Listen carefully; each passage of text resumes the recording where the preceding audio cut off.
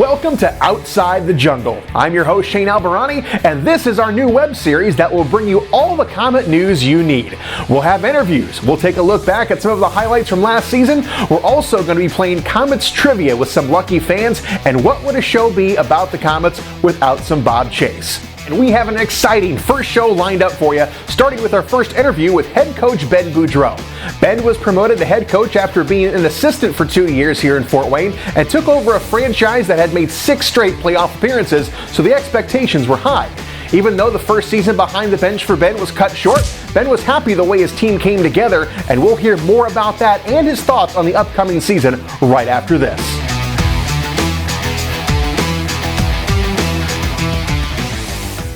Season tickets for the 69th season of Komet Hockey are on sale now. No lines, no fees, no hassles, and all the fun. Right now, you can save up to 25% off walk-up pricing on prime seat locations. See every home game and receive exclusive season ticket holder benefits like ticket exchange nights, future season location upgrades, and discounts on souvenirs and merchandise. Act now to save big and join the greatest fan base in the ECHL. Call the Komet office or visit komets.com/tickets and join the crowd.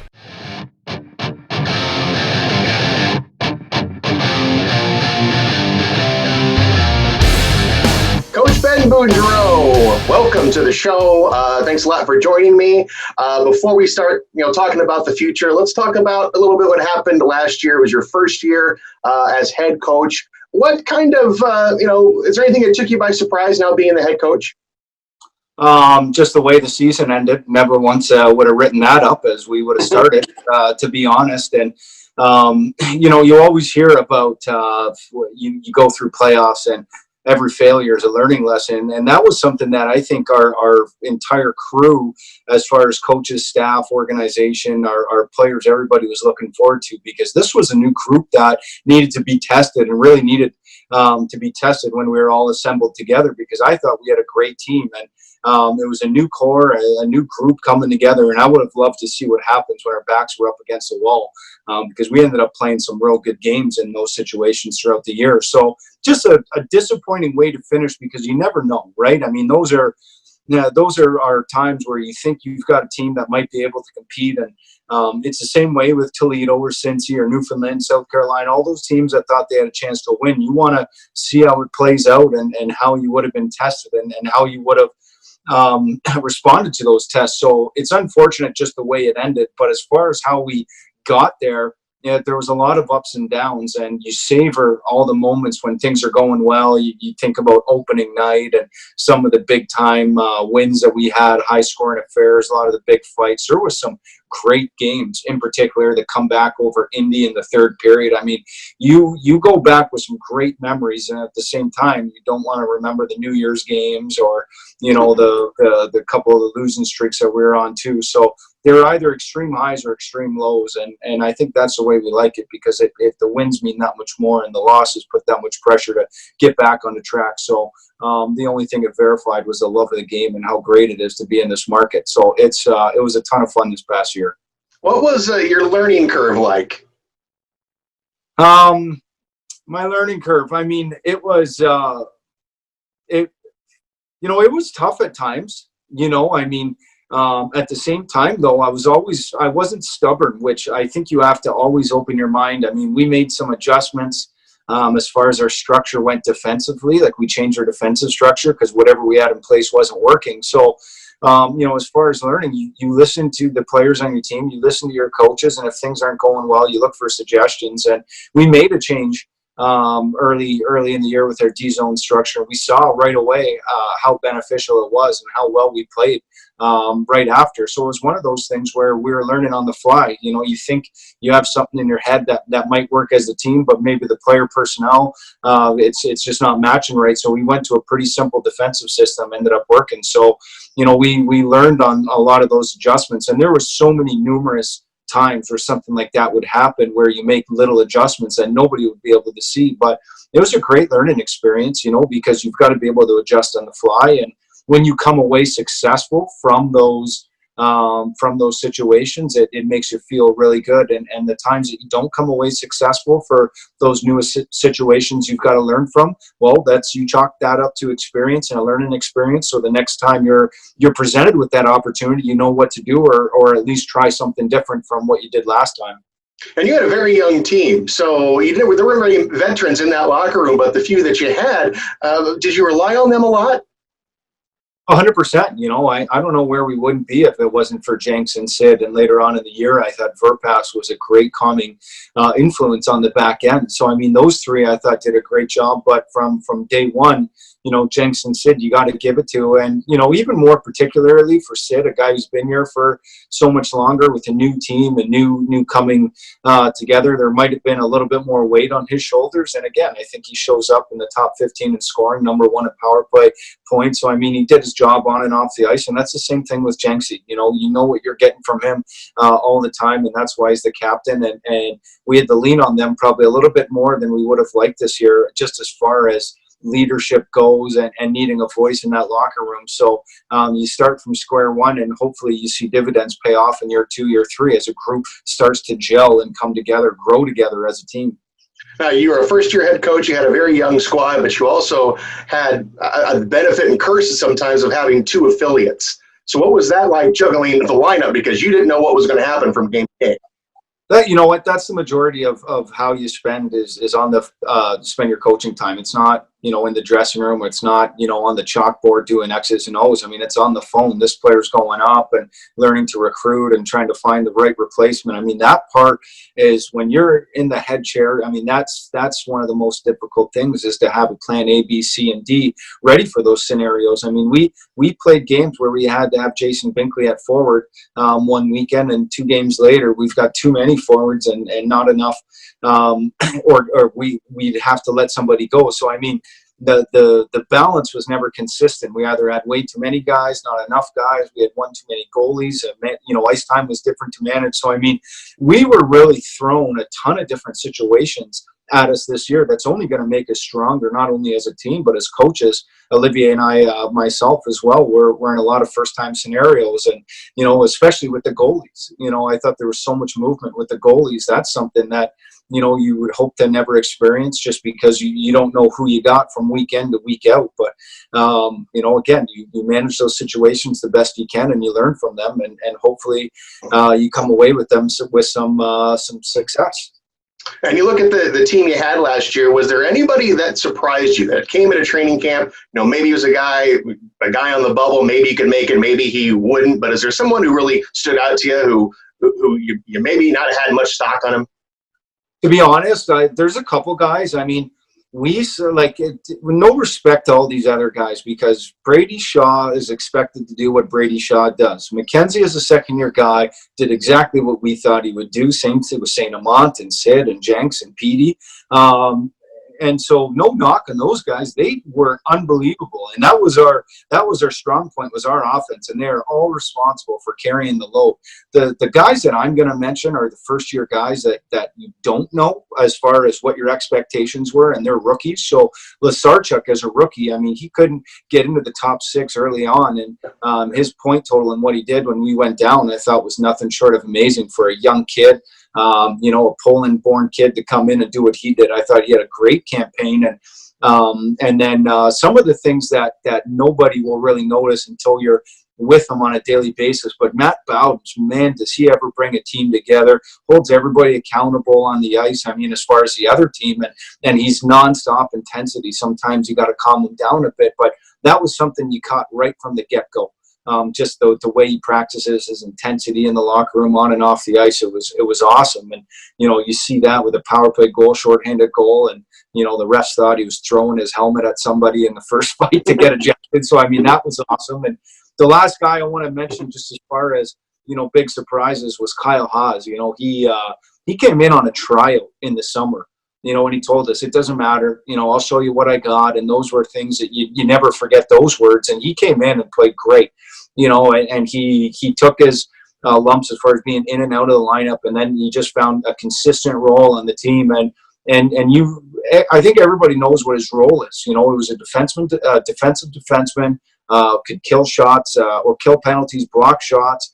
got to the body extremely well. And the one thing that's tough to ask of anybody these days, and you see the leagues going less and less of it, but he's one of the toughest guys that you've come across as a young guy that's not afraid to fight anybody. And that's a presence that your team feels. You have a little bit more swagger. So I was very impressed with the way Kyle Haas handled himself, both on and off the ice. Same thing. Great kid, great part of the team's success here, and obviously a fan favorite.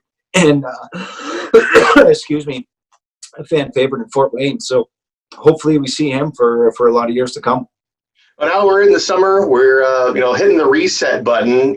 What is this team possibly going to look like come this fall? What you recruited it last year. What are you going to be? Your emphasis is now.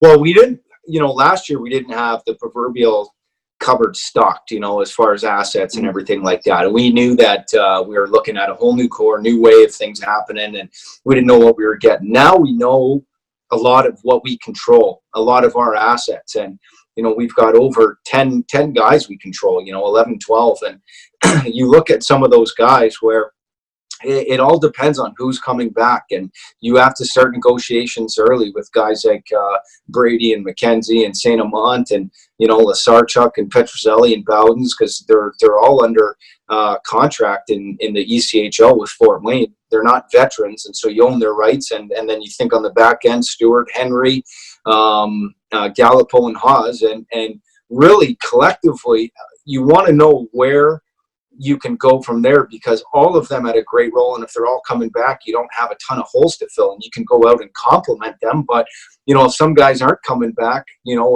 know that if one of our top guys come back, we're going to need to replace a top end scorer. If some of our depth guys aren't going to come back, we're going to need to replace them too. So you hope to retain as many guys as possible, and until you do that, you knock in as many doors as possible to see what the options are out there. And there's a lot of great graduating players, and we've got a great sense on what our locker room's like and the talent that we have on our locker room. So it gives us a sense of direction, knowing the type of team we have this year compared to not knowing the type of team.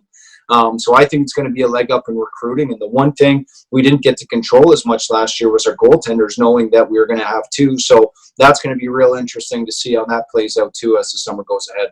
Yeah, go back to the last game you played against Wichita. Stefanos Lekas made his Komet debut and was great, and you kind of think of the what-ifs of that kid, but it's very much like an Alex DeBow situation you had the year before. He was very impressive. He's probably going to get other offers, obviously, but he's a guy I think you would probably sign in a second. There isn't an agent or a coach I've spoken with this offseason, which has been plenty of them, that haven't said rave reviews about the kid. And his only knock, which is tough because I got a sense it's everybody wants a kid to be that good, plus being 6'5". But we're not in the NHL. And if the kid was 6'5", there's no chance that we get him because he's so athletic and he can stop the puck, and he was a great goaltender. So it's definitely interesting that we've been in touch with him and his agent, and same thing with a lot of other goalies in a similar situation to see what's going on, because we know and the history of Fort Wayne and all the fans know that the greatest years that everyone remembers are also have big name goalies. And that goes all the way back to the Franke's early years with Pokey winning a championship. You always look back to the guy in net, and he's a difference maker. So whoever that is, we can't kid ourselves. They're going to need to carry a heavy load, and hopefully somebody is ready to do that for us this year. And finally, when you consider, what's going on with the pandemic and everything, are you seeing more? Are there going to be less players going to Europe? Or people are going to be less, to go out of their comfort zone and try Europe, or guys coming back home and not going to go back? Are you seeing any more, like as far as the player pool goes? Yeah, you know what? The player pool right now is crazy because nobody knows. The answers are so few and far between right now, just as what's happening. I mean, the signing period for European players in all the top leagues don't even start until the end of June. And that's typically where most of the money gets doled out, is the Austrias, the Germanys, and, those high-end leagues. The leagues that are signing players right now are in Britain, in France, and they know they're going to go. But any player leaving the East Coast is typically leaving for more money, and the equivalency is just not there. So, I mean, this is a great place to play, and if you love it here, I find it hard to leave for one of those leagues. But it's tough to say no to some of the high-end money leagues like those European like in Germany. So until those talks really start to happen, it's going to be tough to gauge where some players' mentalities are. But some players will say early in their careers, I'm just not ready to go there yet. I still want to play here for a championship, or I still believe that I can get to the American League or even the NHL. So you can't sit back. The phone is ringing constantly, day by day, and we love all our players, but we know that they're going to have lots of options too. So as much as we'd love everybody to come back, there's no guarantee we're going to get everybody back. So for every person that we think we need, I think we need at least 30 options for that one position, because there's that many teams, not only in our league, but the American League and in Europe as well, just for that one position. So if you need 5 guys, you need to be on the phone with about 150 different candidates for that position alone. So, I mean, the more guys we have back, the less work our coaching staff has to do. And not that we're afraid to get into the office and do it, but like I said, we're comfortable with what we have and what we know, and we'd like to get as many guys back. So if there's any players listening right now, guys, let's get going here. Let's get back. Let's get to work. We got a championship to win. All right, Benny. Well, thank you for joining me. I'm sure we're going to check in with you throughout the summer and see how things are going with you and how the recruitment going and just how the off season is going in general. So thanks a lot, buddy. I'm going to gauge your weekly show on how good your tan gets. Okay, because you're starting pretty good. So the more you're outside, yeah, got a good base. I got a good base going. Yeah. Good base. Okay, you enjoy. All right, buddy. Thanks a lot. And if you like that interview with Ben, you can hear more from him on the Komets podcast. Ben has been featured in 3 episodes and has some great stories to tell, so listen to all of those along with all the other episodes under Fan Zone at Komets.com or at Apple Podcast. When Ben was named head coach, he joined his dad Bruce to become the second father and son to coach the Komets. Can you name the other 2? That's just a teaser for our trivia segment coming up a little bit later in the show. We do have some news for you. The Komets released their protected list from last season, and the players included are forwards Brady Shaw, Anthony Petrozelli, Brett McKenzie, Sean Sitlowski, Matt Bowdens, AJ Jenks, Shaw St. Amant, Alan Lasarchuk, Kyle Hope, and Brad Ross. The defensemen are Chase Stewart, Jason Binkley, Ryan Lowney, Adam Henry, Kyle Haas, Gabriel Verpass, Olivier Gallipo, and the goaltender listed is Stefano Lekis. Coming up next, we have some highlights from opening night against the Kalamazoo Wings right after this.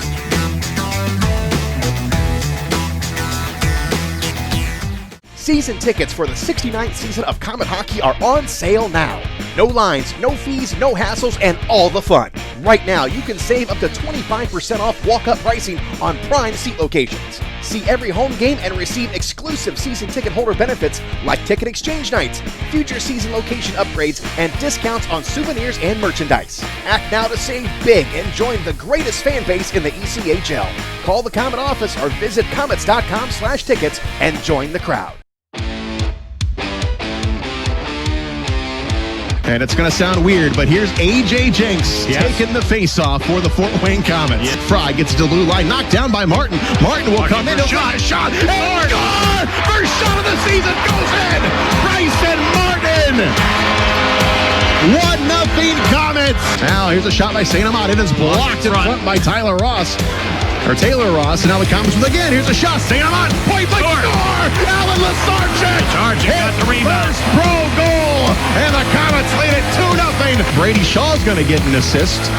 St. Amant with the rip, and it was Lasarchuk picking up the loose puck. Binkley at the blue line to Mason Berg. Berg cuts it over. In one shot, score! Nice passing play. You don't see too many three-way passing plays, but that was perfect.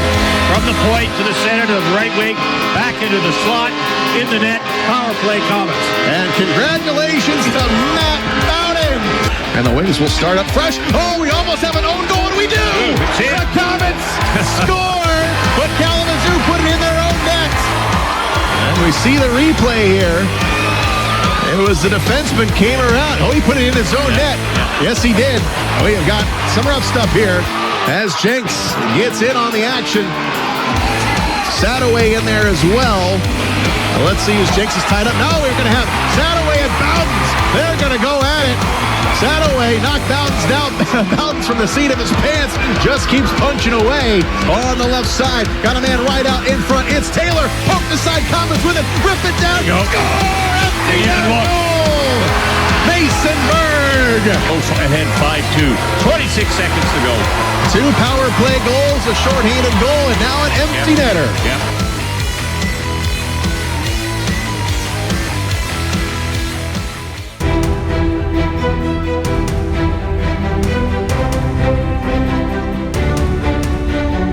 All right, we have our first Komet hockey trivia contestant. It is Paige.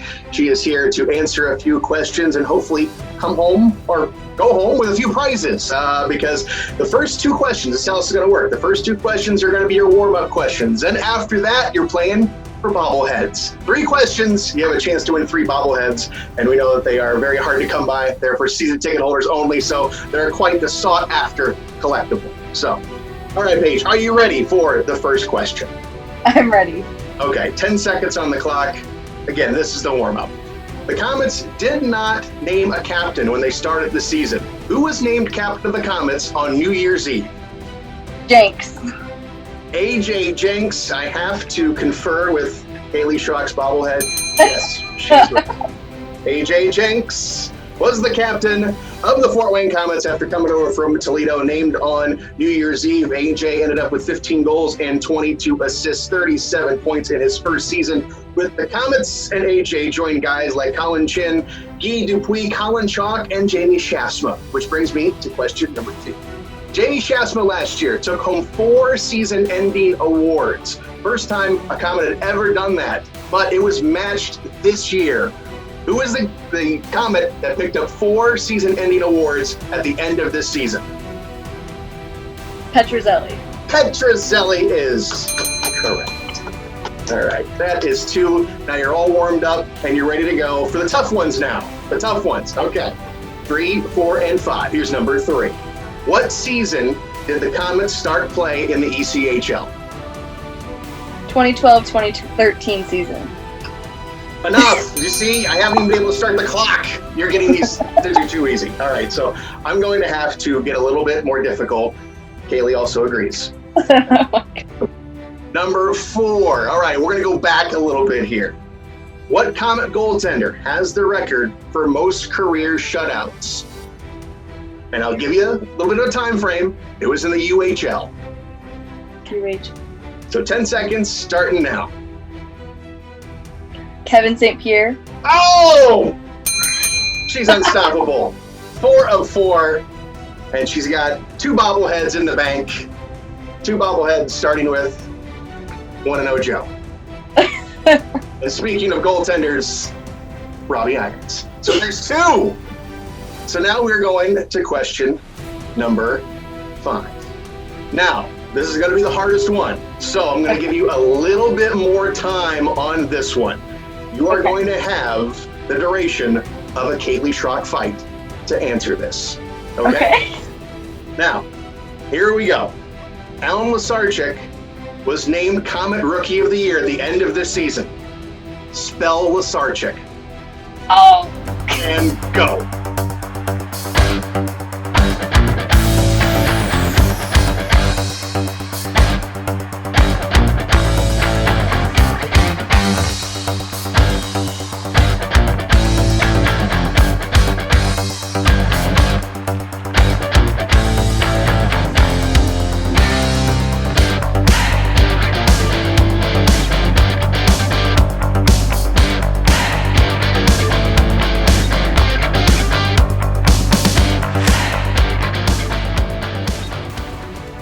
LYSGCZARCZYK. Is she right? Oh, yes! That is correct. And Paige with the sweet 5 straight questions, 5 wonderful answers, and she's the big winner. 3 bobbleheads. Now the final prize is Len Thornton. Yay! Paige. Thank you, Paige. You were fantastic. Thank you.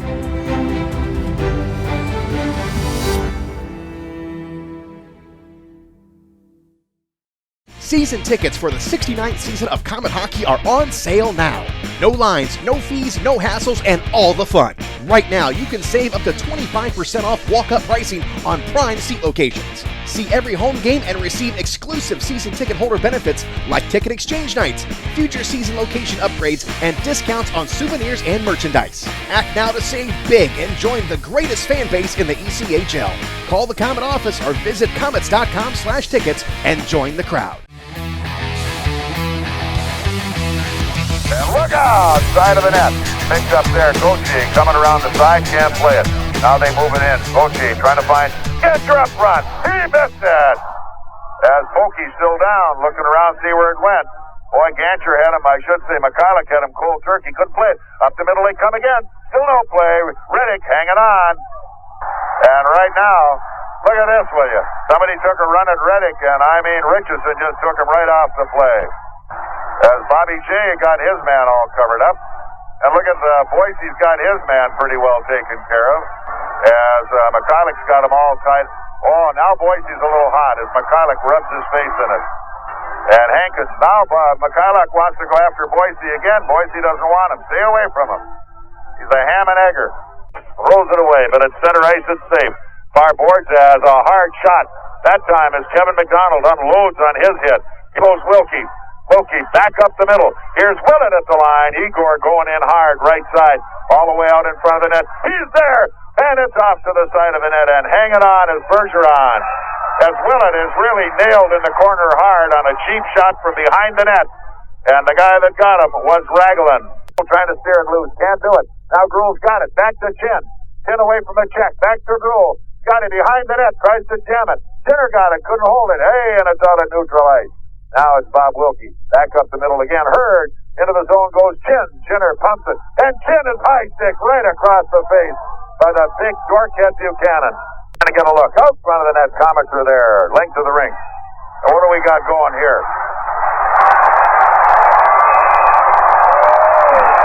And Smitty wasn't going to fight Callender, but now he's going to because nobody turned it around and Smitty's punching him out good.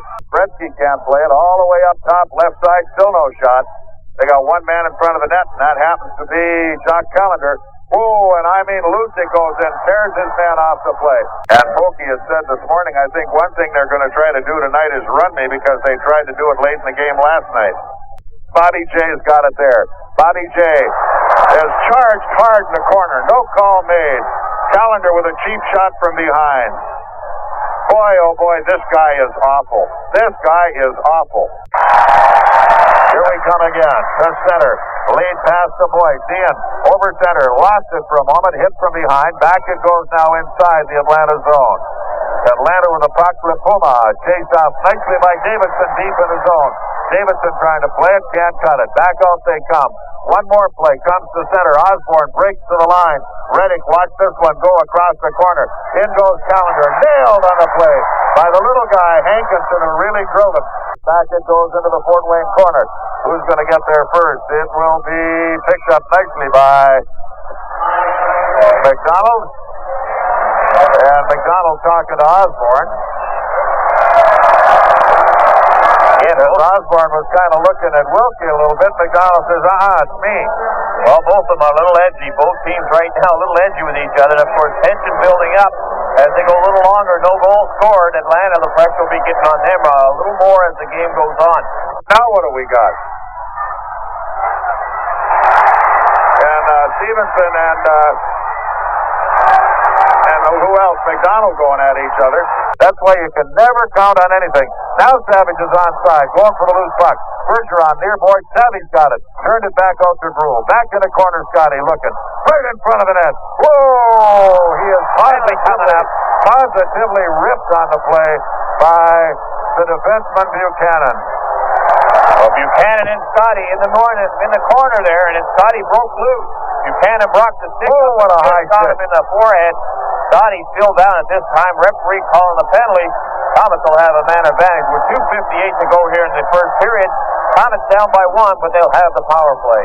Up in the Fort Wayne zone, it is power play time. Still hanging on, of course.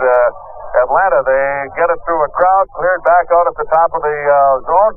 In skates Rivers with a drive. Where is it? Pokey sitting on it.